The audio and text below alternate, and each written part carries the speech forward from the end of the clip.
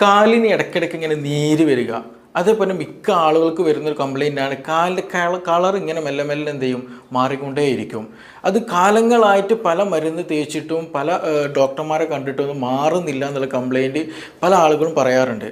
ഇങ്ങനെയുള്ള ആളുകൾ നിർബന്ധമായിട്ട് ശ്രദ്ധിക്കേണ്ടത് ഇത് പല കാരണങ്ങൾ കൊണ്ടുണ്ടാകും. ഇത് മോസ്റ്റ്ലി അബൌട്ട് 90% വരുന്ന അതിലധികം വരുന്ന കേസുകളും ഇതിൻ്റെ ഒരു പ്രധാന കാരണം എന്ന് പറയുന്നത് വെരിക്കോസ് വെയിൻ ആണ്. അപ്പോൾ ആക്ച്വലി വെരിക്കോസ് വെയിൻ എന്താണെന്നുള്ളതും അതുകൊണ്ട് എന്തൊക്കെ പ്രയാസങ്ങൾ കാലിനും ശരീരത്തിനും മുഴുവൻ എന്തൊക്കെ ഉണ്ടാകും എന്നുള്ളത് നമ്മൾ നിർബന്ധമായിട്ടും അറിഞ്ഞിരിക്കണം. അപ്പോൾ ഇന്ന് നമ്മൾ ഡിസ്കസ് ചെയ്യാൻ പോകുന്ന വിഷയം, നമ്മുടെ ശരീരത്തിൽ വെരിക്കോസ് വെയിൻ ഉണ്ടാകുന്നുണ്ടെങ്കിൽ അതെങ്ങനെ നമുക്ക് പ്രിവെൻറ്റ് ചെയ്യാൻ കഴിയും, അതിൻ്റെ ഒരു കോംപ്ലിക്കേഷൻ, അത് കൂടിക്കഴിഞ്ഞാൽ എന്തൊക്കെ പ്രയാസങ്ങൾ ഉണ്ടാകും തുടങ്ങിയ വിഷയങ്ങളാണ് ഇന്ന് നമ്മളിവിടെ ഡിസ്കസ് ചെയ്യാൻ പോകുന്നത്. ഞാൻ doctor Siraj, medical officer, QNB hospital, Koduvally.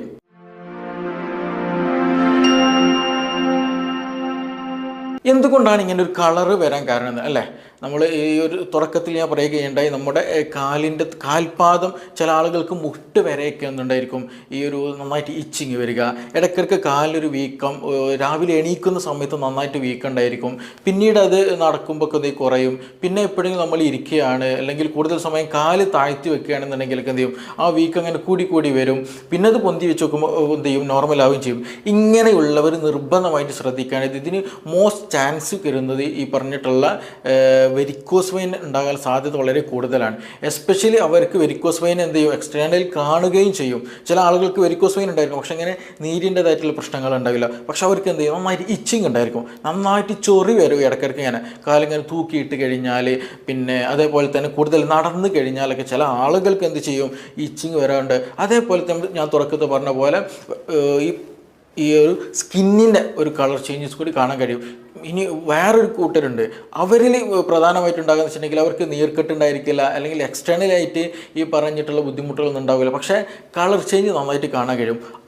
ഇതെല്ലാം ഉണ്ടാകുന്നതിനൊരു പ്രധാന കാരണം എന്ന് പറയുന്നത് നമ്മുടെ സർക്കുലേഷന് ചെറിയൊരു ഇമ്പയർമെൻറ്റ് വരുന്നതാണ്. പ്രോപ്പർ സർക്കുലേഷൻ നടക്കാതിരിക്കുമ്പോഴാണ് ഈ ഒരു സ്കിൻ കളർ ചേഞ്ച് നന്നായിട്ട് വരുന്നത്, അവിടെ വീക്കം വരുന്നത്, അങ്ങനെയുള്ള പല ബുദ്ധിമുട്ടുകൾ ഉണ്ടാകുന്നത്, ഇച്ചിങ് പോലെയുള്ള സംഗതികൾക്ക് വരുന്നത്. അപ്പോൾ ഇത് എന്തുകൊണ്ടാണ് ഇങ്ങനെ ഒരു കളർ ചേഞ്ച് വരാൻ കാരണം, വെരിക്കോസ് വെയിൻ മാത്രമാണോ ഈ കളർ ചേഞ്ചിന് പിന്നിലുള്ളതെന്നൊക്കെ നമുക്ക് ഇവിടെ നിന്ന് പരിശോധിച്ച് നോക്കാം. അപ്പോൾ ആക്ച്വലി എന്താണ് വെരിക്കോസ് വെയിൻ അല്ലേ? നമ്മളൊക്കെ കണ്ടിട്ടുണ്ടായിരിക്കും, പല ആളുകൾക്കും ഉണ്ടാകുന്നൊരു സംഭവമാണ് ഈ ഒരു വെരിക്കോസ് വെയിൻ. അതൊന്നൊരു കോമൺ ആയിട്ടുള്ള സംഗതിയായിട്ട് മാറേണ്ടത്. എന്തുകൊണ്ടാണ് ഈ കോമൺ ആയിട്ട് മാറാൻ കാരണം എന്ന് ചോദിച്ചിട്ടുണ്ടെങ്കിൽ നമ്മുടെ ലൈഫ് സ്റ്റൈൽ തന്നെയാണ്, നമ്മുടെ ജീവിതശൈലി തന്നെയാണ് ആക്ച്വലി ഒരു വെരിക്കോസ് വെയിൻ ഉണ്ടാകാനുള്ള ഒരു പ്രധാന കാരണം എന്നുള്ളത്. കാരണം നമ്മൾ രാവിലെ എഴുന്നേറ്റ് രാത്രി കിടക്കുന്ന സമയം വരെ 24 hour നമ്മൾ 24 മണിക്കൂർ സമയം എടുത്ത് നോക്കിയിട്ടുണ്ടെങ്കിൽ നമ്മുടെ കാൽമുട്ടി ശരിയായ രീതിയിൽ മടങ്ങുകയോ ശരിയായ രീതിയിൽ രക്തചക്രമണം നടക്കുന്നില്ല. ഇപ്പോൾ നമ്മൾ ഓഫീസിൽ വർക്ക് ചെയ്യുന്നവരുണ്ടാവും, പിന്നെ അതുപോലെ കമ്പ്യൂട്ടറിൽ കൂടുതൽ വർക്ക് ചെയ്യുന്നവരൊക്കെ ഉണ്ടായിരിക്കും. അപ്പോൾ അവർ ഇരുന്ന് വർക്ക് ചെയ്യുമ്പോൾ എപ്പോഴും നമ്മുടെ ലെഗ്, നമ്മുടെ കാൽഭാഗം എപ്പോഴും 90 ഡിഗ്രിയിലാണ് ഉയർന്നു നിൽക്കുന്നത്. അപ്പോൾ ഈ ഒരു മസിൽ അല്ലെങ്കിൽ അവിടുത്തെ ഒരു രക്തം, ആ ഭാഗത്തുള്ള രക്തം ഉണ്ടല്ലോ, ആ രക്തം മുകളിലേക്ക് കൊണ്ടുപോകാൻ നന്നായിട്ട് പ്രയാസം ഉണ്ടായിരിക്കും. അപ്പോൾ ഒരേ സമയം ലോങ് സ്റ്റാൻഡിങ് ആയിട്ട് നിൽക്കുന്ന ഏതൊക്കെ കേസുകളുണ്ടോ, ഈ ലോങ് സ്റ്റാൻഡിങ് എന്ന് പറയുമ്പോൾ നിന്ന് ജോലി ചെയ്യാമെന്ന് മാത്രമല്ല, ഈവൻ നമ്മൾ ഇരുന്ന് ജോലി ചെയ്യുന്ന കേസുകളുണ്ടല്ലോ, അതായത് കസേരയിൽ ഇരിക്കുന്ന സമയത്തും നമ്മുടെ കാൽമുട്ടിൻ്റെ താഴ്ഭാഗം എങ്ങനെയാണ് നിൽക്കുന്ന, അതേ സ്റ്റാൻഡ് അല്ലെങ്കിൽ സ്റ്റാൻഡിംഗ് പൊസിഷനിൽ അതേ ഉള്ള ഒരു സ്ട്രൈറ്റ് ആയിട്ടാണ് നിൽക്കുന്നത്. അപ്പോൾ അതുകൊണ്ട് തന്നെ ഇരിക്കുന്ന സമയത്ത്, അതായത് കസേരയിൽ ഇരിക്കുന്ന സമയത്തും അല്ലാതെ നിൽക്കുന്ന സമയത്തൊക്കെ എന്താണ്, ഈ ലെഗിൻ്റെ പൊസിഷൻ ഇങ്ങനെ ഒരു 90 ഡിഗ്രിയിലാണുള്ളത്. അപ്പോൾ സ്വാഭാവികമായിട്ടും അവിടെയുള്ള മസിലുകൾ ഒരേ പൊസിഷനിൽ നിൽക്കുന്നുണ്ടാകും. അവിടുത്തെ ബ്ലഡ് ഒന്ന് ശരിക്കും കംപ്ലീറ്റ് ആയിട്ട് എന്ത് ചെയ്യില്ല, മുകളിലോട്ട് പോകാൻ കഴിയില്ല, സാധിക്കില്ല. അപ്പോൾ അങ്ങനെ വരുമ്പോൾ സർക്കുലേഷൻ ഇമ്പയർമെൻറ്റ് വരും. അപ്പോൾ നമ്മളൊക്കെ മനസ്സിലാക്കാനുണ്ട്, ഈ ഒരു വാൽവ് ഉണ്ട്, ഈ ഒരു വെയിൻസ്, അതായത് രക്തം കൊണ്ടുപോകുന്ന രക്തക്കുഴലുകളിൽ ചെറിയ വാൽവുകളുണ്ട്. ഈ വാൽവാണ് നമ്മുടെ കാലിൻ്റെ അല്ലെങ്കിൽ കാൽഭാഗത്തുള്ള രക്തം മുകളിലോട്ട് കൊണ്ടുപോകാൻ ഹെൽപ്പ് ചെയ്യുന്നത്. അപ്പോൾ നമ്മൾ ഇത് നേരത്തെ പറഞ്ഞതുപോലെ കൂടുതൽ സമയം നിൽക്കുകയാണ്, എസ്പെഷ്യലി സെക്യൂരിറ്റിയിലുള്ളവർ, അതേപോലെ പോലീസിലുള്ളവർ, അതേപോലെ മറ്റു നിന്ന് വർക്ക് ചെയ്യുന്ന ആളുകൾ ആരൊക്കെയുണ്ടോ അവരൊക്കെ അനുഭവിക്കുന്നൊരു സംഗതിയാണിത്.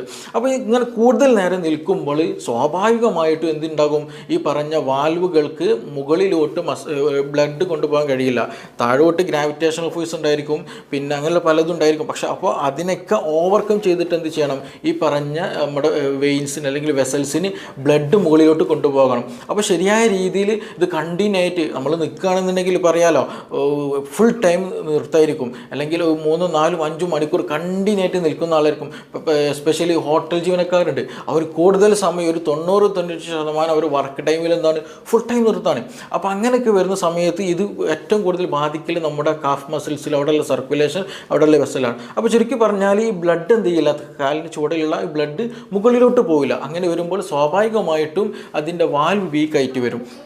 അങ്ങനെ ഒരു വീക്ക്നെസ് വന്നു കഴിഞ്ഞാൽ അവിടെ എന്ത് ചെയ്യും, അവിടെ ഇങ്ങനെ മെല്ലെ മെല്ലെ അതിൻ്റെ സൈഡിലായിട്ട് ബ്ലഡ് ഇങ്ങനെ ലോഡ് ചെയ്ത് വന്നിട്ട് മെല്ലെ മെല്ലെ എന്ത് ചെയ്യും, അതിൻ്റെ ഇലാസ്റ്റിസിറ്റി കൂടും. ഈ ഒരു ബ്ലഡ് വെസൽ ഒരുപാട് ഇലാസ്റ്റിസിറ്റി ഇല്ലാതെ, കാരണം ബ്ലഡ് പമ്പ് ചെയ്യുമ്പോൾ അതിങ്ങനെ വികസിച്ചിട്ട് വരും. അപ്പോൾ കൂടുതൽ സമയം ബ്ലഡ് അവിടെ ഇങ്ങനെ അക്യുമുലേറ്റ് ചെയ്യുമ്പോൾ എന്ത് ചെയ്യും, ബ്ലഡ് ഇങ്ങനെ അല്ലെങ്കിൽ രക്തക്കുഴൽ ഇങ്ങനെ വളഞ്ഞ് സിഗ്സാഗ് ആയിട്ട് അങ്ങോട്ട് കെട്ടിപ്പിണഞ്ഞിട്ട് ഇങ്ങനെ കിടക്കുന്നത് നമുക്ക് കാണാൻ കഴിയും. അതാണ് ആക്ച്വലി ഈ പറഞ്ഞിട്ടുള്ള വെരിക്കോസ് വെയിൻ എന്ന് പറഞ്ഞത്. ഇനി ചില ആളുകൾക്കുണ്ട്, അവരുടെ ശരിയായ രീതിയിൽ കെട്ടിപ്പിഴഞ്ഞതൊന്നും കാണില്ല, പക്ഷേ എന്തുണ്ടായിരിക്കും, ഒരു ബ്ലൂയിഷ് കളറായിട്ട് അല്ലെങ്കിൽ ഒരു എന്താ പറയുക റെഡിഷ് നാച്ചുറൽ കളറൊക്കെ ആയിട്ട് എന്ത് ചെയ്യും, രക്തക്കുഴൽ ഇങ്ങനെ തടിച്ചതായിട്ട് കാണാൻ കഴിയും. കൂടുതലായിട്ട് കെട്ടിപ്പിണരോ വീർത്ത് നിൽക്കുക അങ്ങനെ ഒന്നും ഉണ്ടായിരിക്കില്ല, പക്ഷേ ഇങ്ങനെയുള്ള ഒരു സ്ട്രക്ചർ കാണാൻ കഴിയും. കൂടുതലും കാണുക ഒരു 40 വയസ്സ് കഴിഞ്ഞ ആളുകൾക്ക്, എസ്പെഷ്യലി സ്ത്രീകൾക്ക് കോമൺ ആണ് ഈ ഒരു വിഷയം. അതെവിടെ കാണുമെന്ന് ചോദിച്ചിട്ടുണ്ടെങ്കിൽ നമ്മുടെ മുട്ടിൻ്റെ ബാക്ക് സൈഡിലായിട്ട് ഇങ്ങനെ ഒരു സ്ട്രക്ചർ കാണാൻ കഴിയും. അവർക്ക് നന്നായിട്ട് കാൽമുട്ട് വേദന ഉണ്ടായിരിക്കും, നടക്കാൻ പ്രയാസം ഉണ്ടായിരിക്കും, എസ്പെഷ്യലി ഈ ഒരു തൈ മസിൽ അല്ലെങ്കിൽ മുട്ടിൻ്റെ ഒരു ഭാഗത്തുള്ള മസിൽസിന് നന്നായിട്ട് നീർക്കെട്ടുണ്ടാക്കും. ഇങ്ങനെ ഒരു സ്ട്രക്ചർ ഉള്ള ആളുകൾ അല്ലെങ്കിൽ വെരിക്കോസ് വെയിൻ്റെ തുടക്കമാണ് ആക്ച്വലി അത്. അപ്പോൾ അങ്ങനെ ഒരു വെരിക്കോസ് വെയിൻ്റെ തുടക്കം ആ ഭാഗങ്ങളിലുള്ളവർക്ക് ഈ പറഞ്ഞതുപോലെ സ്റ്റെപ്പ് ഇറങ്ങാൻ നന്നായിട്ട് പ്രയാസം ഉണ്ടായിരിക്കും.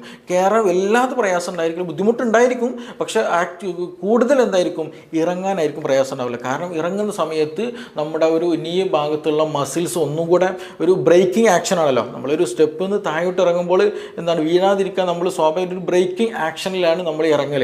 അപ്പോൾ ആ ഒരു ബ്രേക്കിംഗ് ആക്ഷൻ അവിടെ വരുമ്പോൾ സ്വാഭാവികമായിട്ടും അവിടെയുള്ള ടെൻഡൺ, ഈ ലിഗമെൻറ്റ്സ്, മസിലൊക്കെ ഒന്ന് വലിയും, ഒരു സ്ട്രെങ്തൻ ഉണ്ടായിരിക്കും. അപ്പോൾ അങ്ങനെ വരുമ്പോൾ അവിടെ മസിൽസിനും അവിടെയൊക്കെ സർക്കുലേഷൻ ഒന്നുകൂടെ ഒന്ന് പ്രോപ്പറാവും നോക്കും. അങ്ങനെയുള്ള പിന്നെ അവിടെ നീർക്കെട്ടുകൾക്ക് ഒന്ന് ഇളകാൻ നോക്കും. അവിടെ ചെറിയൊരു ഇൻഫ്ലമേഷനൊക്കെ ഉണ്ടായിരുന്നത് അതൊക്കെ ഒന്ന് എന്ത് ചെയ്യും, ഒരു ആക്റ്റീവ്നെസ് അവിടെ ഉണ്ടായിരിക്കും. അപ്പോൾ അത് കാരണമായിട്ട് എന്ത് ചെയ്യും, നന്നായിട്ട് അവിടെ പെയിൻഫുൾ ആയിരിക്കും അവർക്ക് ഉണ്ടാകും. അപ്പോൾ അതുകൊണ്ട് തന്നെ ഇവർ പിന്നെയും എന്ത് ചെയ്യും, നടക്കാൻ ബുദ്ധിമുട്ടുണ്ടാവുന്നുണ്ട്, പിന്നെ തീരെ നടക്കില്ല. അപ്പോൾ ഈ പ്രശ്നമാര് സർക്കുലേഷൻ നന്നായിട്ട് കുറയും. പിന്നെ അതേപോലെ സെഡൻറ്ററി ലൈഫ് സ്റ്റൈലിലൂടെ അല്ലെങ്കിൽ തീരെ നടക്കാതെ ഓസ്റ്റിയോ ആർത്രൈറ്റിസ് ഉണ്ടാകുന്ന കേസുകളുണ്ട്. അപ്പോൾ ഇങ്ങനെ ഒരു വെരിക്കോസ് വെയിന് ഈ പറഞ്ഞ കാൽമുട്ടിൻ്റെ ഭാഗത്തായിട്ട് കൂടുതൽ ആളുകൾ കാണുന്നുണ്ടെങ്കിൽ അവർ ഗ്രാജ്വലി അവരിലേക്ക് മുട്ടിലേക്ക് നിന്നുള്ള കാൽസ്യത്തിൻ്റെ അളവ് കുറയും, ഫോസ്ഫറസിൻ്റെ അളവ് കുറയും. അങ്ങനെയുള്ള പല മുട്ടുവേദന റിലേറ്റഡ് ആയിട്ടുള്ള പല അസുഖങ്ങൾ അവർക്കുണ്ടായിരിക്കും. ആക്ച്വലി ഞാൻ വീണ്ടും പറയുകയാണ്, വെരിക്കോസ് വെയിൻ്റെ തുടക്കം അല്ലെങ്കിൽ വെരിക്കോസ് വെയിൻ കാൽമുട്ടിൻ്റെ ഒരു ഭാഗത്തുള്ളവർക്കാണ് കൂടുതലായിട്ട് ഉണ്ടാകാറുള്ളത്. ഇനി ഒരു കൂട്ടരുണ്ട്, അവർക്ക് കൂടുതലായിട്ടൊരു പ്രശ്നം എന്ന് വെച്ചിട്ടുണ്ടെങ്കിൽ കാൽപാദത്തിന് അല്ലെങ്കിൽ ഞെരിയാണിയുടെ ഭാഗം ഉണ്ടല്ലോ, ആ ഒരു ഭാഗത്തായിരിക്കും കൂടുതൽ പ്രശ്നം. ഞാൻ തുടക്കത്തിൽ പറഞ്ഞതുപോലെ നല്ല കളർ മാറ്റം, നല്ല ബ്ലാക്കിഷ് ആയിട്ടുള്ള കളർ ഉണ്ടായിരിക്കും. അത് വെരിക്കോസ് വെയിൻ്റെ കാരണം കൊണ്ട് മാത്രമല്ല, 2 കാരണം കൊണ്ട് എന്ത് ചെയ്യും, ഈ കളർ മാറ്റം ഉണ്ടാകും. സർക്കുലേഷൻ ഇമ്പയർമെൻ്റ് കൊണ്ട് ഉണ്ടാകുന്നതാണ്, പക്ഷേ 2 റീസണുകളുണ്ട് പ്രധാനമായിട്ടും. ഒന്ന് ഈ പറഞ്ഞതുപോലെ വെരിക്കോസ് വെയിൻ കൂടുതൽ ഒരുപാട് കാലമായിട്ട് വെരിക്കോസ് വെയിൻ ഉണ്ട്, ഡോക്ടർ ഒന്നും കാണിച്ചിട്ടില്ല, വേറെ ട്രീറ്റ്മെൻ്റ് ഒന്നും എടുത്തിട്ടില്ല, അതിങ്ങനെ കൊണ്ട് നടന്ന് ഇടയ്ക്കൊരു ഇച്ചിങ് ഒക്കെ ഉണ്ടായിരിക്കും, ഇടയ്ക്കൊരു നീര് വരും, പിന്നെ അത് അങ്ങോട്ട് പോകും. പക്ഷേ ഇത് എന്ത് ചെയ്യും, ഈ സർക്കുലേഷൻ, അതായത് നമ്മുടെ ഏറ്റവും പുറമേയുള്ള സർക്കുലേഷൻ ഉണ്ട്, അതായത് വലിയ രക്തക്കുഴലിൽ നിന്ന് ചെറിയ രക്തക്കുഴലിലേക്ക് പോകും, പിന്നെ ഇതിന് വേറെ അങ്ങനെ ഏറ്റവും മൈന്യൂട്ടായ കാപ്പില്ലറീസ് എന്ന് പറയുന്ന ചെറിയ മില്ലിമീറ്റർ സൈസുകൾ വരുന്ന ചെറിയ കുഴലുകളുണ്ട്. അപ്പോൾ നമ്മൾ ഈ എന്ത് ചെയ്യും, സർക്കുലേഷൻ അവിടെയൊക്കെ ബ്ലോക്കഡ് ആയി പോകും. ഈ വെരിക്കോസ് വെയിൻ കൂടുതൽ കാലം നമ്മുടെ രക്തം ശരിയായ രീതിയിൽ കാലിൽ നിന്ന് മുകളിലോട്ട് പോകാതിരിക്കുമ്പോൾ ഈ രക്തം അവിടെ ലോഡായിട്ട് എന്ത് ചെയ്യും, ഈ ചെറിയ കാപ്പില്ലറീസ്, ചെറിയ കുഴലുകളിലൊക്കെ നമ്മുടെ കണ്ണുകൊണ്ടൊന്നും കാണാൻ കഴിയില്ല. അപ്പോൾ അവിടെയൊക്കെ എന്ത് ചെയ്യും, ഈ രക്തം ലോഡായി കഴിഞ്ഞിട്ട് ഒരു സർക്കുലേഷൻ പ്രോപ്പറായി നടക്കില്ല. അങ്ങനെ വരുമ്പോൾ ഗ്രാജ്വലി അവിടെയുള്ള കളേഴ്സൊക്കെ അല്ലെങ്കിൽ സ്കിന്നിൻ്റെ കളറൊക്കെ മാറി തുടങ്ങും, ചെറിയ ചൊറിയും കാര്യങ്ങളൊക്കെ ഉണ്ടായിരിക്കും. രണ്ടാമത് ഇതേ ഒരു കേസ് വരുന്ന ആളെന്ന് വെച്ചിട്ടുണ്ടെങ്കിൽ ഒന്ന് ഡയബറ്റിക് കേസിലാണ്. അതായത് ക്രോണിക് ആയിട്ട് നല്ല ഈ പറഞ്ഞ ഡയബറ്റിക്കിൻ്റെ കേസാണെങ്കിൽ പ്രമേഹമുണ്ട്, കൂടുതലായിട്ട് മെഡിസിനൊക്കെ എടുക്കുന്നുണ്ട്, അങ്ങനെയുള്ളവർക്കും ഇതേ ഒരു എന്താ പറയുക വാസ്കുലാർ ഡിസീസുകൾ കാണാറുണ്ട്.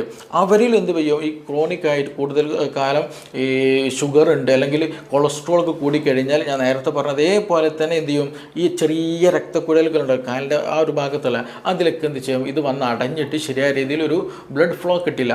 അപ്പോഴും ഈ ഒരു ഡിസ്കളറേഷന് നന്നായിട്ടുണ്ടാകും, ഇച്ചിങ് ഒക്കെ നന്നായിട്ട് വരും. അപ്പോൾ അവർക്കാണിത് കൂടുതലായിട്ട് ഇങ്ങനെയുള്ളുണ്ടാവും. അപ്പോൾ 2 കാരണങ്ങളുണ്ട്. ഒന്ന് വെരിക്കോസ് വെയിൻ കൊണ്ട് വരും, രണ്ടാമത് ഈ പറഞ്ഞതുപോലെ ഡയബറ്റിക് പേഷ്യൻസിൽ വരും. അപ്പോൾ ചില ആളുകളും, മിക്ക ആളുകളും ഇതിൽ പ്രധാനപ്പെട്ട ഒരു പോയിന്റ് എന്ന് വെച്ചിട്ടുണ്ടെങ്കിൽ മിക്ക ആളുകളും ഇതൊരു എന്താ പറയുക, ഒരു മൈന്യൂട്ടായിട്ട് അല്ലെങ്കിൽ ഒരു നെഗ്ലക്റ്റ് ചെയ്തെന്ന ഒരു കേസായിട്ട് പലപ്പോഴും കാണാറുണ്ട്. പക്ഷെ അവർ നിർബന്ധമായിട്ട് ശ്രദ്ധിക്കണം. കാരണം ഇതൊരു അടയാളമാണ് ആക്ച്വലി. കാരണം ഈ സർക്കുലേഷനിൽ ചെറിയ ബ്ലോക്കുകളൊക്കെ വരുന്നുണ്ട് കേട്ടോ എന്ന് ശരീരം കാണിക്കുന്ന ഒരു അടയാളമായിട്ട് തന്നെ നമ്മൾ എടുക്കണം.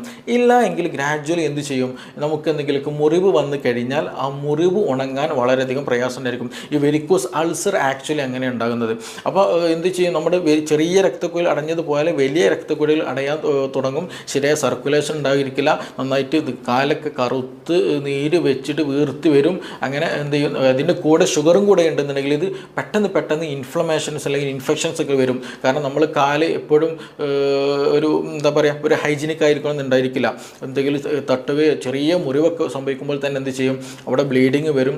ബ്ലീഡിങ് ഉണ്ട് കഴിഞ്ഞാൽ സ്വാഭാവികമായിട്ടൊരു ഇൻഫെക്ഷൻ വരും. പക്ഷേ എവിടെ ബോഡിയിൽ ഇൻഫെക്ഷൻ വന്നാൽ എന്ത് ചെയ്യും, നമ്മുടെ രക്തം അവിടെ എത്തിയിട്ട് അവിടെ ബ്ലോക്ക്, രക്തം ബ്ലീഡിങ് നിർത്തിയിട്ട് അവിടെ മറ്റേ ആൻറ്റി ഇൻഫ്ലമേറ്ററി ആക്ഷൻസ് ഒക്കെ ഉണ്ടാക്കി എന്ത് ചെയ്യും, അത് ഹീലിംഗ് ഒരു പ്രോസസ്സ് അവിടെ നടന്നുകൊണ്ടിരിക്കും. പക്ഷേ വെരിക്കോസ് വെയിൻ ക്രോണിക് ആയിട്ടുള്ള ആളുകൾ അല്ലെങ്കിൽ ഡയബറ്റിക് ക്രോണിക് ആയിട്ടുള്ള ആളുകൾക്ക് എന്താ സംഭവിക്കുക എന്ന് വെച്ചാൽ, ഈ ഒരു സർക്കുലേഷൻ നേരത്തെ പറഞ്ഞല്ലോ, ആ സർക്കുലേഷൻ ബ്ലോക്ക് ആയതുകൊണ്ട് തന്നെ എന്ത് ചെയ്യുന്നില്ല, ബ്ലഡ് അവിടേക്ക് എത്തുന്നില്ല. അപ്പോൾ എന്തെങ്കിലും ഒരു ചെറിയൊരു മുറിപ്പാട് മാത്രം മതി, അവിടെ എന്തുണ്ടായിരിക്കും, ഇൻഫ്ലമേഷൻ, പെട്ടെന്ന് ബാക്ടീരിയാസ് എന്ത് ചെയ്യും, അതിലേക്ക് എൻട്രി ചെയ്യും. അപ്പോൾ അവിടെ ഒരു ഹീലിംഗ് പ്രോസസ്സിലേക്ക് വേണ്ടിയിട്ടുള്ള പുതിയൊരു എന്താ പറയുക, നല്ല ആക്റ്റീവായിട്ടുള്ള ബ്ലഡ് അവിടേക്ക് എത്തില്ല, അല്ലെങ്കിൽ നല്ലൊരു സർക്കുലേഷൻ അവിടേക്ക് എത്തില്ല.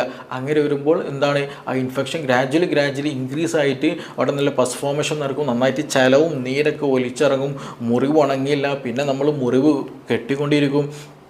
അങ്ങനെ പല അസ്വസ്ഥതകളും പല ക്രോണിക് കണ്ടീഷനിലേക്ക് എന്ത് ചെയ്യും, അത് നയിക്കുമെന്നുള്ളതാണ്. അവിടെയാണ് ആക്ച്വലി നമ്മൾ പലപ്പോഴും ഈ ഡയബറ്റിക് ഫുട്ട് അൾസർ എന്നുള്ളൊരു കണ്ടീഷനൊക്കെ ക്രോണിക്കാണ് വരുന്നത്. കാരണം അവർക്ക് ഹീലിംഗ് പ്രോസസ്സ് വളരെ കുറവായിരിക്കും, സർക്കുലേഷൻ വളരെ കുറഞ്ഞത് കൊണ്ടാണ് അങ്ങനെ നടക്കാനുള്ളൊരു പ്രധാന കാരണം. അപ്പോൾ വെരിക്കോസ് വെയിൻ വന്നാലും അല്ലെങ്കിൽ ഈ പറഞ്ഞതുപോലെ ബുദ്ധിമുട്ടുകളൊക്കെ വന്നാൽ നമ്മൾ നിർബന്ധമായിട്ട് ശ്രദ്ധിക്കേണ്ടത്, ഇതിനൊരിക്കലും നെഗ്ലക്റ്റ് ചെയ്യരുത്, ഇതിനെ മാറ്റി വെക്കരുത്. കാരണം എൻ്റെ കാലിന് ചെറിയൊരു ഇതൊക്കെ ഉണ്ട് അല്ലെങ്കിൽ കളർ ചേഞ്ച് ഒക്കെ ഉണ്ട് എന്നുള്ള രീതിയിൽ പൂർണ്ണമായിട്ട് എന്ത് ചെയ്യരുത്, മാറ്റി വെക്കരുത്. അതിന് പ്രതിവിധി വേണ്ടിയിട്ട് എന്തൊക്കെ നമുക്ക് ചെയ്യാൻ കഴിയുമോ അതൊക്കെ നമ്മൾ ചെയ്യണം. അത് വളരെ ഇമ്പോർട്ടൻ്റ്. ഇല്ലെങ്കിൽ നമ്മൾ സുപ്രഭാതത്തിലായിരിക്കും പെട്ടെന്ന് ഇങ്ങനെ മുറിവെന്തോ ഉണങ്ങുന്നില്ല, അല്ലെങ്കിൽ ഒരു സെൻസേഷനൊക്കെ ഒരു തരിപ്പ് പോലെ തോന്നുക, അല്ലെങ്കിൽ എന്തോ ഒരു ബുദ്ധിമുട്ട് തോന്നുക. അങ്ങനെ ഡോക്ടറെ പോയി കാണിക്കും, മറ്റു ഡോപ്ലർ ടെസ്റ്റുകളും മറ്റു ടെസ്റ്റുകളൊക്കെ ചെയ്ത് നോക്കും. അപ്പോൾ നോക്കുമ്പോൾ പല ബ്ലോക്കുകൾ ഉണ്ടായിരിക്കും. ചിലപ്പോൾ ത്രോംബോസിസ് എന്നൊരു സംഗതി ഉണ്ട്, അതായത് രക്തക്കുഴലുകളിൽ ചെറിയ രൂപത്തിലുള്ള എന്ത് ചെയ്യും, രക്തം കട്ട പിടിച്ച് കട്ടായിട്ട് എന്ത് ചെയ്യും, ഇങ്ങനെ ബ്ലോക്കഡ് ആയിട്ടുണ്ടായിരിക്കും. ഡീപ്പ് വെയിൻ ത്രോംബോസിസ് എന്നൊരു DVT എന്ന് പറയും. അപ്പോൾ അതൊന്നും നമുക്ക് കണ്ണുകൊണ്ട് ഒരിക്കലും കാണാനോ ഇല്ലെങ്കിൽ മനസ്സിലാക്കാനോ സാധിക്കില്ല. പക്ഷേ അങ്ങനെയുള്ള കണ്ടീഷൻ, ഈ DVT പോലെയുള്ള കണ്ടീഷനുകളിലൊക്കെ ഉണ്ടാകുന്നത്, അല്ലെങ്കിൽ വെരിക്കോസ് വെയിൻ പോലെയുള്ള കണ്ടീഷനിലൊക്കെ ഉണ്ടാകുന്ന ഒരു പ്രധാന സിംറ്റംസ് പറഞ്ഞതാണ് ഈ പറഞ്ഞ ചൊറി, ഇടയ്ക്കിടയ്ക്ക് ഇച്ചിങ് വരിക, കാൽപാദത്തിലൊക്കെ നീർക്കെട്ട് ഉണ്ടാവുക, സ്കിന്നിലൊക്കെ കളർ ചേഞ്ചസ് ഇങ്ങനെ വന്നുകൊണ്ടിരിക്കുക, പിന്നെ ഇടയ്ക്ക് കാൽവേദന പോലെയുള്ള പ്രയാസങ്ങളൊക്കെ ഉണ്ടാകുക എന്നുള്ളത്.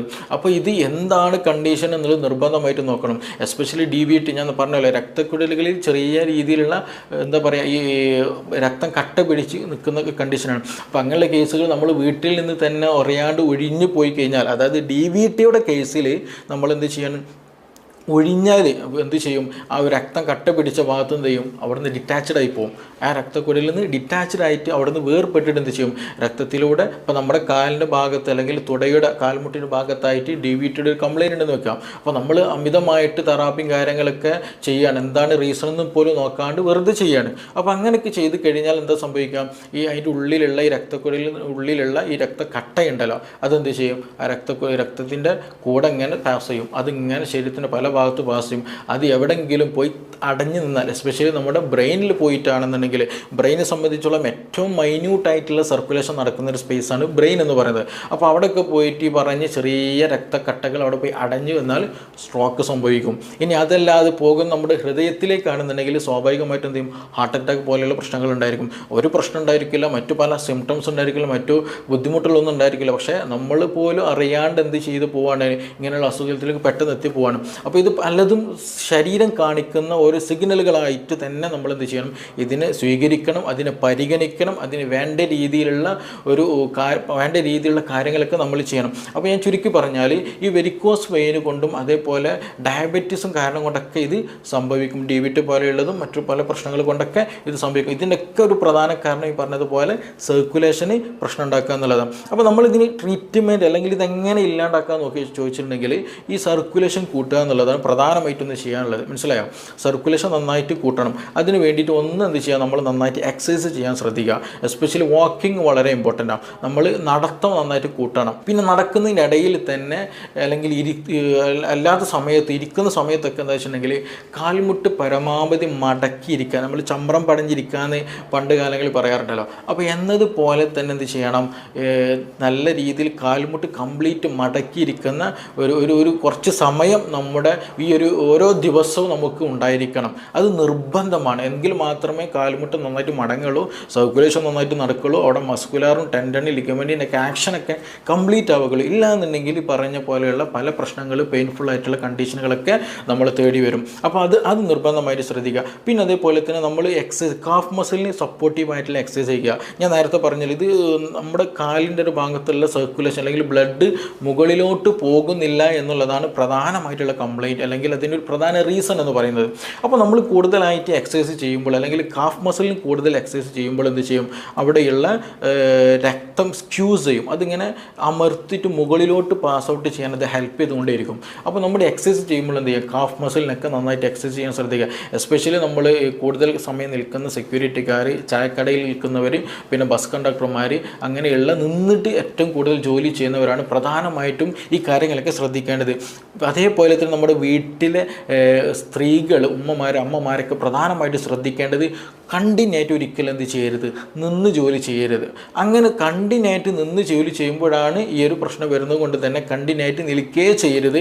ഇടയ്ക്ക് എന്ത് ചെയ്യണം, ഇപ്പോൾ നമ്മൾ രാവിലെ എഴുന്നേറ്റ് കഴിഞ്ഞിട്ടുണ്ടെങ്കിൽ പാത്രം കഴുകണം. ഫോർ എക്സാമ്പിൾ, പാത്രം കഴുകുകയാണെന്നുണ്ടെങ്കിൽ പക്ഷേ നിങ്ങൾ നിന്നിട്ടായിരിക്കാം. അത് കഴിഞ്ഞതിന് ശേഷം നിങ്ങൾ പച്ചക്കറി അരിയാണ് അല്ലെങ്കിൽ ഭക്ഷണം തയ്യാറാക്കുകയാണെന്നുണ്ടെങ്കിൽ നിങ്ങൾ നിലത്ത് ഇരുന്നിട്ട് തന്നെ എന്ത് ചെയ്യണം, അടുത്ത പണി ചെയ്യണം. മനസ്സിലായോ? അപ്പോൾ കണ്ടിന്യൂ ആയിട്ട് ഒരിക്കലും നിൽക്കുന്ന ഒരു ടൈം ഉണ്ടാകരുത്. അങ്ങനെ നിന്ന് കഴിഞ്ഞാൽ ഈ പറഞ്ഞതുപോലെ നമ്മുടെ മസിലും ലിഗമെൻറ്റും ഈ പറഞ്ഞ സ്ട്രക്ചേഴ്സിനൊക്കെ പല ബുദ്ധിമുട്ടുകൾ, പല പ്രശ്നങ്ങളുണ്ടായിരിക്കും. എൻ്റെ അടുത്ത് ഒരു പേഷ്യൻ്റ് വന്നിട്ടുണ്ടായിരുന്നു. അവർ പുറത്ത് ചായക്കടയാണ്. അപ്പോൾ രാവിലെ ചായ അടിക്കാൻ കഴിഞ്ഞാൽ രാവിലെ മീൻസ് ഏകദേശം ഒരു 3 മണി 4 മണിക്ക് എന്ത് ചെയ്യും, വർക്ക് തുടങ്ങുന്നുണ്ട്. അപ്പോൾ പിന്നെ ഫ്രീ ടൈം കിട്ടുന്നത് ഏകദേശം ഒരു 10, 11, 12 മണിയോട് അടുപ്പിച്ചിട്ടാണ് ഈ പറഞ്ഞവർക്ക് ഫ്രീ ടൈം കിട്ടുന്നത്. പിന്നെ അവർ അടുത്ത ഷിഫ്റ്റ് വരുന്ന വെച്ചാണ് ഒരു വൈകുന്നേരം 3 മണിയാകുമ്പോഴത്തേന് പിന്നെ എന്ത് ചെയ്യണം, അടുത്ത ഷിഫ്റ്റിൽ കയറണം. അപ്പോൾ ഇത്രയും പിന്നെ ഒരു ഏകദേശം രാത്രി ഒരു 2 മണിയുടെ നിയറസ്റ്റായിട്ട് എന്ത് ചെയ്യുന്നുണ്ട്, ആ ഒരു വർക്ക് പിന്നെയും വരുന്നുണ്ട്. അപ്പോൾ ഇത്രയും സമയം കണ്ടിന്യൂ നിന്നിട്ട് അവരുടെ മെയിൻ കംപ്ലയിൻറ്റ് എന്തായിരുന്നു, ഈ പറഞ്ഞ പോലെയുള്ള എന്താ ചെയ്യുക, സ്കിന്നിൻ്റെ കളർ നന്നായിട്ട് മാറിയിട്ടുണ്ട്. ഇടയ്ക്ക് നീരിൻ്റെ അത്ര പ്രശ്നമില്ല, ഇടയ്ക്ക് എന്ത് ചെയ്യുക, നീര് വരുന്നുണ്ട്, അത് പോകുന്നുണ്ട്. പിന്നെ ഈ പറഞ്ഞതുപോലെ നന്നായിട്ട് സിഗ്സാഗായിട്ട് തന്നെ നന്നായി തടിച്ച് വീർത്തിട്ട് തന്നെ നമുക്ക് വെരിക്കോസ് വെയിൻ കാണാൻ കഴിയുന്നത്. അപ്പോൾ അവർക്ക് സ്വാഭാവികമായിട്ട് എന്ത് ചെയ്യും, അതിനുള്ള പ്രോപ്പർ ട്രീറ്റ്മെൻറ്റ് തന്നെ കൊടുത്തപ്പോൾ അത് നല്ല രീതിയിൽ മാറുകയും ചെയ്തു. അതിന് പ്രോപ്പർ ട്രീറ്റ്മെൻറ്റ് നമുക്ക് ചെയ്യാൻ കഴിയുക എന്ന് വെച്ചിട്ടുണ്ടെങ്കിൽ, ഒന്ന് ഈ പറഞ്ഞ പോലെയുള്ള എന്ത് ചെയ്യണം, അതിൻ്റെ വാസ്കുലാരിറ്റി കുറച്ച് അല്ലെങ്കിൽ അത് എന്ത് ചെയ്യണം, ആ വീക്കം ഒന്ന് കുറക്കാൻ, ഈ പറഞ്ഞ പോലെ സിഗ്സാഗായി തടിച്ച് നിൽക്കുന്നുണ്ടല്ലോ വെസലുകൾ അല്ലെങ്കിൽ രക്തക്കുഴലുകൾ, അതിൻ്റെ വീക്കം കുറക്കാനുള്ള മരുന്നുകളുണ്ട്. അതേപോലെ തന്നെ സർക്കുലേഷൻ, ആ എക്സ്റ്റേണൽ സർക്കുലേഷൻ നന്നായിട്ട് കൂട്ടാൻ വേണ്ടിയിട്ടുള്ള ചില മെഡിസിൻസ് അപ്ലൈ ചെയ്താൽ തന്നെ എന്ത് ചെയ്യും, ഗ്രാജ്വലി എന്ത് ചെയ്യും, അതിന് പതിയെ മാറ്റങ്ങൾ നമുക്ക് കാണാൻ കഴിയും. ചിലർക്ക് നല്ല പെയിനൊക്കെ ഉണ്ടെങ്കിൽ അതൊക്കെ പെട്ടെന്ന് തന്നെ മാറുകയും ചെയ്യും. ഈ ഇതിന് പറ്റിയ ഷോക്സുകൾ അവൈലബിൾ ആണ്. ആ ഷോക്സുകളൊക്കെ ഇട്ട് കഴിഞ്ഞാൽ നല്ല കംപ്രഷൻ വരുമ്പോൾ ഇത് പെട്ടെന്ന് മാറുകയും ചെയ്യും. പിന്നെ അതേപോലെ തന്നെ സ്ത്രീകൾക്ക്, യങ് ആയിട്ടുള്ള സ്ത്രീകൾ ശ്രദ്ധിക്കണം, ഒരു വസ്ത്രം ധരിക്കുന്ന സമയത്ത് നന്നായിട്ട് ടൈറ്റ് ഉള്ള അല്ലെങ്കിൽ നന്നായി സ്കിന്നൊക്കെ നന്നായിട്ട് ടൈറ്റായി നിൽക്കുന്ന ഡ്രസ്സുകൾ പരമാവധി ഒഴിവാക്കണം. അങ്ങനെ ടൈറ്റ് ഡ്രസ്സുകൾ ധരിച്ചു കഴിഞ്ഞാൽ നേരത്തെ പറഞ്ഞതുപോലെ സർക്കുലേഷൻ പ്രയാസമായിരിക്കും, ഈ പോലെയുള്ള ബുദ്ധിമുട്ടുണ്ടായിരിക്കും. അതേപോലെ തന്നെയാണ് ഹൈ ഹീലുള്ള ചെരുപ്പുകൾ ഇട്ടാലും കൂടുതൽ ഹീലുള്ള ചെരുപ്പുകൾ കൂടുതൽ സമയം ഇടുന്ന ഒരു ശീലം നിങ്ങൾക്കുണ്ടെങ്കിൽ നിർബന്ധമായിട്ടും അത് നിർത്തണം. അത് നിങ്ങളുടെ ബാക്ക് പെയിൻ ഉണ്ടാക്കുന്ന കണ്ടീഷൻ, മറ്റു പല ബുദ്ധിമുട്ടുകളുണ്ടാക്കും, ഡിസ്ക് സംബന്ധമായ പ്രയാസങ്ങൾ ഉണ്ടാക്കും. എന്നതുപോലെ തന്നെയാണ് കാഫ് മസിൽസിന് അത് കംപ്ലയിൻറ്റ് ഉണ്ടാക്കുന്നത്. വെരിക്കോസ് വെയിൻ പെട്ടെന്ന് വരാൻ അത് എളുപ്പമാക്കി തരും. അപ്പോൾ അതുകൊണ്ട് അങ്ങനെയുള്ള ലൈഫ് സ്റ്റൈലുകൾ ചുറ്റുപാടുകളൊക്കെ മാറിയിട്ട് നമുക്ക് എപ്പോഴും പ്രോപ്പറായിട്ടുള്ള ഒരു ഹെൽത്ത് നമ്മൾ കൊണ്ടുവരാൻ ശ്രദ്ധിക്കണം. പിന്നെ ഇതിന് കൂടെ തന്നെ നമ്മൾ ട്രീറ്റ്മെൻറ്റിൽ ശ്രദ്ധിക്കേണ്ട, അല്ലെങ്കിൽ നമ്മുടെ കൂടുതലായിട്ട് നീര് വരുന്നുണ്ടെങ്കിൽ, കൂടുതലായിട്ട് ഇച്ചിങ് ഉണ്ടെന്നുണ്ടെങ്കിൽ, ഈ സ്കിൻ ഡിസീസ് കളർ കൂടുതലായിട്ട് വരുന്നുണ്ടെങ്കിലൊക്കെ അവർ പ്രധാനമായിട്ട് ശ്രദ്ധിക്കേണ്ടത് ശോധന അല്ലെങ്കിൽ വയറ്റുന്ന ശരിയായ രീതിയിൽ അല്ലെങ്കിൽ ശരിയായ രീതിയിൽ ടോയ്ലറ്റിൽ പോകുന്നുണ്ടോ എന്നുള്ളത് നിർബന്ധമായിട്ട് ഉറപ്പുവരുത്തണം. ചില ആളുകൾക്ക് അങ്ങനെ ഉണ്ടാകാറുണ്ട്. ഈ ടോയ്ലറ്റിൽ പോക്ക് കുറഞ്ഞു വരുമ്പോൾ സ്വാഭാവികമായിട്ട് കാലിൽ നീര് വരും. ഈ പറഞ്ഞ പല ബുദ്ധിമുട്ടുകൾ കാലിൽ കൂടുന്നതായിട്ട് കാണാൻ കഴിയും. അതേസമയം ടോയ്ലറ്റിൽ പോക്ക് നന്നായിട്ട് ശോധന നമുക്ക് കൊടുത്തു കഴിഞ്ഞാൽ, അതിന് പ്രോപ്പർ മെഡിസിൻ നൽകി കഴിഞ്ഞാൽ, അതിനൊരു പ്രോപ്പർ ട്രീറ്റ്മെൻറ്റ് എടുത്തു കഴിഞ്ഞാൽ ശോധനയ്ക്ക് കിട്ടുന്ന സമയത്ത് സ്വാഭാവികമായിട്ടും ഈ പറഞ്ഞ ഈ ഒരു നീർക്കെട്ടും ചൊറിച്ചിലൊക്കെ നല്ല പോസിറ്റീവായിട്ട് മാറ്റം കാണാൻ കഴിയും. അപ്പോൾ അങ്ങനെ നിങ്ങൾക്ക് ഈ പറഞ്ഞ പോലെ ശോധനയ്ക്ക് എന്തെങ്കിലും പ്രയാസം ഉണ്ടെന്നുണ്ടെങ്കിൽ നിർബന്ധമായിട്ടും ശോധന അത് ക്ലിയർ ചെയ്യാൻ ശ്രദ്ധിക്കണം. ഇല്ല എങ്കിൽ കാലിൻ്റെ ഈ ഒരു അസ്വസ്ഥതകൾ വളരെയധികം കൂടുതലായിരിക്കും. അപ്പോൾ നമ്മളിത് ശ്രദ്ധിക്കേണ്ടത്, നമ്മളിന്ന് ഡിസ്കസ് ചെയ്തൊരു വിഷയം എന്താണെന്ന് വെച്ചിട്ടുണ്ടെങ്കിൽ, ഈ വെരിക്കോസ് വെയിൻ കാണിക്കുന്ന സിമ്പിൾ പല ആളുകളും ഇതൊരു നെഗ്ലക്റ്റ് ആയിട്ട് കാണിക്കാറാണുള്ളത്. ഒരു എക്സ്ട്രീം കണ്ടീഷനിൽ നല്ല പെയിൻഫുൾ കണ്ടീഷന് പോകുമ്പോൾ മാത്രം ഒരു കൺസൾട്ടേഷൻ ട്രീറ്റ്മെൻറ്റ് എന്നുള്ള രീതിയിലേക്ക് പോകാറുണ്ട്. പക്ഷേ അതൊരിക്കലും ചെയ്യരുത്. അതിന് മുമ്പായിട്ട് ശരീരം കാണിക്കുന്ന ഒരു സിഗ്നലായിട്ട് എടുത്തിട്ട് തന്നെ അതിന് പ്രോപ്പറായിട്ടുള്ള എക്സസൈസ്, പ്രോപ്പറായിട്ടുള്ള ഡയറ്റ്, അതിന് ട്രീറ്റ്മെൻറ്റ് കാര്യങ്ങൾ അത് ഫോളോ ചെയ്തിട്ട് തന്നെ നമ്മൾ മുന്നോട്ട് കൊണ്ടുപോകണം. ഇല്ല എങ്കിൽ നമ്മുടെ കാലിൻ്റെ ആരോഗ്യം മാത്രമല്ല നമ്മുടെ ശരീരത്തിൻ്റെ ആരോഗ്യത്തെ തന്നെ എന്ത് ചെയ്യും, അത് ബാധിക്കും. അത് നിർബന്ധമായിട്ട് ശ്രദ്ധിക്കുക. പിന്നെ ഭക്ഷണത്തിലൊക്കെ കൂടുതലായിട്ട് പ്രോട്ടീൻ ഡയറ്റായിട്ടുള്ള ഭക്ഷണങ്ങളൊക്കെ, അതായത് കൂടുതൽ ബീഫും ഇറച്ചി മീനുകളൊക്കെ ഒന്ന് കുറയ്ക്കുക. അതേപോലെ തന്നെ കൂടുതൽ ഷുഗറി ആയിട്ടുള്ള കണ്ടന്റുകളും ഒഴിവാക്കാൻ ശ്രദ്ധിക്കണം. ആവശ്യത്തിന് മാത്രം അത് കഴിക്കാൻ കേട്ടുള്ളൂ. അതേസമയം നമ്മുടെ ഭക്ഷണത്തിൽ എന്ത് ചെയ്യുക, വെജിറ്റബിൾസുകളും ഫ്രൂട്ട്സുകൾ, കൂടുതൽ മധുരമില്ലാത്ത വെജിറ്റബിൾസ് ഫ്രൂട്ട്സുകളൊക്കെ, ഈ അത്തിപ്പഴം ഉണ്ടല്ലോ, ഈ അത്തിപ്പഴം ഒരു 3-5 രാത്രി എന്ത് ചെയ്യുക, നമ്മൾ കിടക്കുന്ന നേരത്ത് കഴുകിയിട്ട് വെള്ളത്തിലിട്ട് രാവിലെ എന്ത് ചെയ്യണം, അതെടുത്ത് വെറും വയറ്റിൽ തന്നെ കഴിച്ചത് ശീലമാക്കുന്നതൊക്കെ വളരെ നല്ലതാണ്. ദഹനത്തിന് നല്ലതാണ്. നീർക്കെട്ട് പോകാൻ, ഈ ചൊറിക്കും മറ്റും എന്താ പറയുക, ഇടയ്ക്കിടയ്ക്ക് വീക്കം വരുന്നതിനൊക്കെ നിൽക്കുന്നതിന് ഏറ്റവും ബെനിഫിഷ്യൽ ആയിട്ടുള്ളൊരു മെഡിസിനും കൂടെയാണ്. അപ്പോൾ അത് ഇടയ്ക്കിടയ്ക്ക് അല്ലെങ്കിൽ കണ്ടിന്യൂ ആയിട്ട് കുറച്ച് കാലം എടുക്കുന്നത് വളരെ നല്ലൊരു കാര്യം കൂടെയാണ്. അപ്പോൾ ഈ കാര്യങ്ങൾ നിർബന്ധമായിട്ട് ശ്രദ്ധിക്കണം. ഇതൊരിക്കലും തള്ളിക്കളയരുത്. ഇതൊക്കെ ഈ ഒരു കളർ ചേഞ്ച് എന്ന തുടക്കത്തിൽ പറഞ്ഞൊരു കളർ ചേഞ്ചും, പിന്നെ അതേപോലെ ഈ ഞരമ്പ് തടിക്കുന്നത്, ഇടയ്ക്കിടയ്ക്ക് നീര് വരുന്നത്, ഇതൊക്കെ എന്താണ്, ഓരോ സൈനുകളാണ്, ഓരോ അടയാളങ്ങളാണ്. അപ്പോൾ ആ അടയാളങ്ങൾ നമ്മൾ പരിഗണിച്ചുകൊണ്ട് തന്നെ നമ്മുടെ ശരീരത്തിൽ നമ്മൾ എന്ത് ചെയ്യണം, ട്രീറ്റ് ചെയ്യണം. അതിനുള്ള പരിഹാരം കാണണം. പിന്നെ നമ്മൾ കിടക്കുന്ന സമയത്ത്, അതേപോലെ ഇരിക്കുന്ന സമയത്തൊക്കെ കാല് എന്ത് ചെയ്യുക, തൂക്കി ഇടാതെ, ഞാൻ നേരത്തെ പറഞ്ഞു, നമ്മൾ ഇരിക്കുക എന്ന് പറയുമ്പോൾ, കസേരയിൽ ഇരിക്കുക എന്ന് പറയുമ്പോൾ പോലും എന്താണ്, നമ്മുടെ കാല്, അതായത് മുട്ടിന് താഴെയുള്ളൊരു ഭാഗം എങ്ങനെയാണ്, 90 ഡിഗ്രിയിൽ, അതായത് നിൽക്കുന്ന ഒരു സ്റ്റേജ് എങ്ങനെയാണോ അതേപോലെ തന്നെയാണ് ആക്ച്വലി നമ്മൾ ഇരിക്കുന്ന സമയത്തും കാലിൻ്റെ ഒരു ഭാഗം എന്നുള്ളത്, ആ ഒരു താഴ്ഭാഗം എന്ന് പറയുന്നത്. അപ്പോൾ അതുകൊണ്ട് തന്നെ നമ്മൾ ഇരിക്കുന്ന സമയത്ത് സോഫയിലോ ചെയറിലോ ബെഞ്ചിലൊക്കെ ഇരിക്കുന്ന സമയത്ത് കാല് മടക്കി വെച്ചിട്ട് ഇരിക്കാൻ ശ്രദ്ധിക്കുക. വീട്ടിലൊക്കെ ഒരു പായ വാങ്ങിയിട്ട് തന്നെ എന്ത് ചെയ്യണം, ആക്ച്വലി നമ്മൾ നിലത്തിരുന്നിട്ട് തന്നെ ഇരിക്കാൻ ശ്രദ്ധിക്കണം. ടോയ്ലറ്റിലൊക്കെ പോകുന്ന സമയത്ത് പരമാവധി എന്ത് ചെയ്യുക വെച്ചിട്ടുണ്ടെങ്കിൽ, ഈ പറഞ്ഞ യൂറോപ്യൻ ടോയ്ലറ്റൊക്കെ ഒഴിവാക്കിയിട്ട് നമ്മുടെ സാധാ ഇന്ത്യൻ ടോയ്ലറ്റ് തന്നെ ഉപയോഗിച്ച് കാല് മടക്കി എന്ത് ചെയ്യുക, കാഫ് മസിലൊക്കെ നന്നായിട്ട് ആക്റ്റീവായിട്ട്, മുട്ടൊക്കെ എന്ത് ചെയ്യുക, നന്നായിട്ട് ഇളകിയിട്ട് തന്നെ എന്ത് ചെയ്യണം, ഇരിക്കാൻ ശ്രദ്ധിക്കുക. അപ്പോൾ സർക്കുലേഷൻ കാര്യങ്ങളൊക്കെ ഉണ്ടാകുമ്പോൾ ഈ ഒരു വെരിക്കോസിൻ്റെ പ്രശ്നമോ കാര്യങ്ങളൊന്നും ഉണ്ടാവില്ല. അപ്പോൾ ആ കാര്യങ്ങളൊക്കെ എന്ത് ചെയ്യണം, അങ്ങനെ ഒരു നല്ലൊരു ലൈഫ് സ്റ്റൈൽ നമ്മൾ മെയിൻറ്റെയിൻ ചെയ്തെടുക്കാൻ പരമാവധി ശ്രദ്ധിക്കണം. അത് നിർബന്ധമായിട്ട് തന്നെ നിങ്ങൾ ജീവിതത്തിൽ പുലർത്തുകയും വേണം. ഓക്കെ. അപ്പോൾ ഇനി ഇതുമായി ബന്ധപ്പെട്ട് നിങ്ങൾക്ക് എന്തെങ്കിലും അറിയാനുണ്ടെങ്കിൽ, ഇത് എങ്ങനെ മെഡിസിൻ എടുക്കും, ഇത് കൂടുതലും മെഡിസിൻ എടുക്കണ്ടോ എന്നൊക്കെ പല സംശയങ്ങൾ ചിലപ്പോൾ നിങ്ങൾക്ക് ഉണ്ടായിരിക്കും. അങ്ങനെ എന്തെങ്കിലും സംശയങ്ങൾ കൂടുതലായിട്ട് എന്തെങ്കിലുമൊക്കെ അറിയണമെന്നുണ്ടെങ്കിൽ എന്ത് ചെയ്യുക, നിങ്ങൾക്ക് ഈ താഴെ തന്നിട്ടുള്ള നമ്പറിലൊന്ന് കോൺടാക്റ്റ് ചെയ്യുക. ഓക്കെ. നമുക്കിനി മറ്റൊരു വിഷയം ബന്ധപ്പെട്ടിട്ട് വീണ്ടും കാണാം. Thank you.